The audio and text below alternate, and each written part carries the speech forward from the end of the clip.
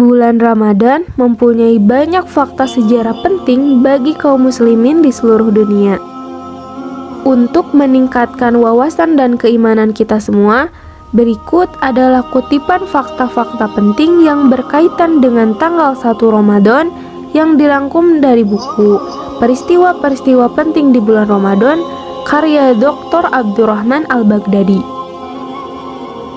Yang pertama ialah puasa Ramadan perdana.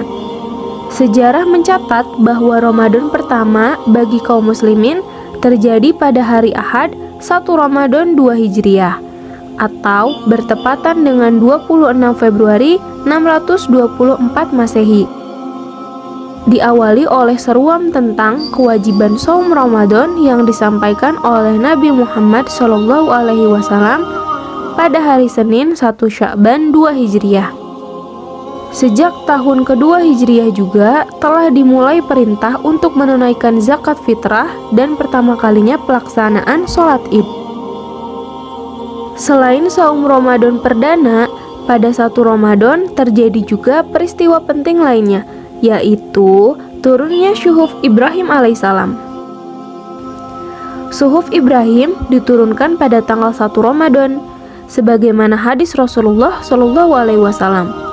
Suhuf Ibrahim diturunkan pada malam pertama Ramadan. Taurat diturunkan pada hari ke-6 Ramadan. Injil diturunkan pada hari ke-13 Ramadan. Zabur diturunkan pada hari ke-18 Ramadan. Sedangkan Al-Quran diturunkan di malam hari ke-24 Ramadan, yakni malam 25 Ramadan. Suhuf Ibrahim ini telah musnah tanpa menyisakan bekas apapun, kecuali sebagian kecil yang disebutkan dalam Al-Quran, yaitu dalam surat Al-A'la ayat 16-19 dan surat An-Najm ayat 36-41. Ada yang berpendapat jumlah suhuf tersebut 20 lembar dan 30 lembar.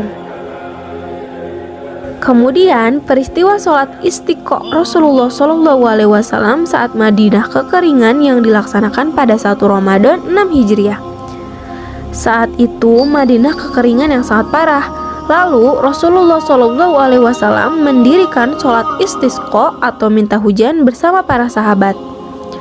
Rasulullah SAW sholat 2 rakaat dan mengeraskan bacaannya. Kemudian menghadap kiblat seraya mengubah posisi selendangnya. Selanjutnya adalah Mesir ditaklukkan Islam. Negeri piramid pertama kali ditaklukkan dalam naungan Islam pada 1 Ramadan 20 Hijriah atau bertepatan dengan 13 Agustus 641 Masehi. Atas perintah Amirul Mukminin atau Umar bin Khattab radhiyallahu anhu, pasukan Islam di bawah komando Panglima Besar Amr bin Ash radhiyallahu anhu berhasil mengislamkan sebagian besar penduduk Mesir. Dan peristiwa lainnya adalah awal penaklukan Spanyol. Pasukan kaum muslimin di bawah komando Thorib bin Malik al-Barbari mendarat untuk pertama kalinya di pantai selatan Spanyol pada 1 Ramadan 91 Hijriah atau bertepatan dengan tahun 710 Masehi. Pengiriman pasukan itu terjadi setelah Musa bin Nusyair meminta izin kepada Khalifah Al-Walid bin Abdul Malik. Pasukan yang dikirimnya itu terdiri dari 100 penunggang kuda dan 400 pejalan kaki dengan menggunakan 4 buah kapal. Pantai di Andalusia atau Spanyol yang disinggahi pasukan Tarif tersebut sekarang dikenal sebagai bagian dari Pulau Tarif. Setelah berhasil menaklukkan daerah pesisir Andalusia dan mendapatkan banyak ghanimah atau harta rampasan perang, pasukan Tarif kembali ke pusat ibu kota Umayyah. Dengan target penaklukan sepenuhnya wilayah Andalusia, Musa bin Nusyair kemudian mengirimkan kembali pasukan penakluk. Kali ini yang diamanahi memimpin pasukan adalah Thorik bin Ziyad dengan 7.000 kaum muslimin yang mayoritasnya berasal dari Barbar.